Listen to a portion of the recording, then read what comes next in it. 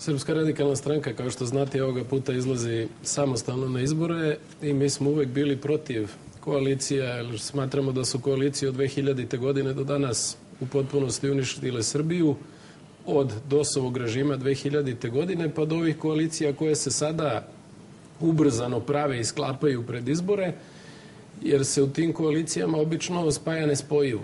Što se Srpske radikalne stranke tiče, nama su se pridružile dve eminentne patriotske organizacije, Srpski obraz i Srpski narodni pokret naši, ali se tu ne radi o koaliciji iz koristoljublja, već se radi pre svega o udruživanju ljudi koji su ideološki identični, koji su se i tokom prethodnih godina borili za iste stvari i zalagali za iste ideje, ali su se borili na različite načine.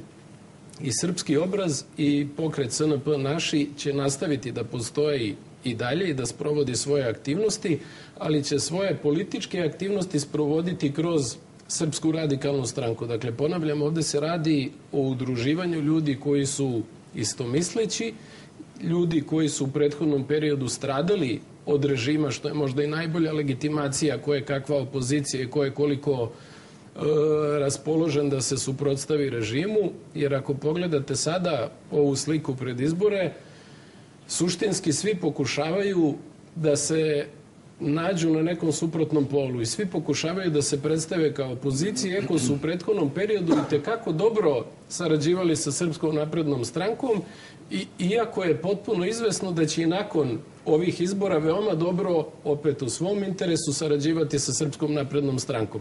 Ako pogledate kakav je odnos te trenutno, kako kažu istraživanja, mada ja ću se složiti sa kolegom Andrićem, na izborima glasaju ljudi.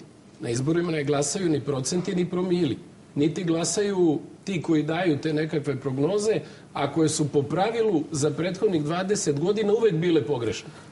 Dakle, Srpska radikalna stranka... A cenite li da će ovaj savez pomoći da se vratite u Republički parlament? Ja sam siguran i ne dovodi se to uopšte u pitanje. I ta politička anomalija, tako ću je nazvati, koja se desila 2012. godine, da Srpska radikalna stranka nije ušla u Narodnu skupštinu Republike Srbije, ja mislim da je svako prepoznao da bez Srpske radikalne stranke nema Narodne skupštine Republike Srbije, da su postale potpuno nezanimljive i da tamo nije bilo političke stranke koja je sposobna da se na efikasan način suprotstavi režimu.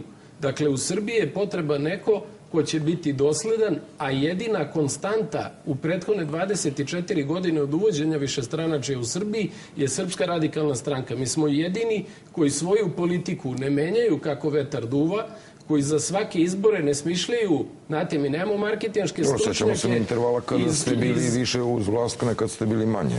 Ne, mi nikada nismo bili uz vlast, mi smo bili deo vlasti 2,5 godine, u prethodno 24. Jasno i glasno, toga se ne stidimo ni danas, ali nikada nismo bili uz vlast. Ili smo bili vlast, ili smo bili opozicija. Kada smo bili vlast, ničim se nismo obrukali. I nema ni jedne afere koja je vezana za Srpsku radikalnu stranku, a to je nešto čime se ne može pohvaliti ni jedna druga politička organizacija u Republici Srbiji. I to je ujedno najbolja preporuka građanima Srbije da glasaju na ovim izborima za Srpsku radikalnu stranku. Gospodine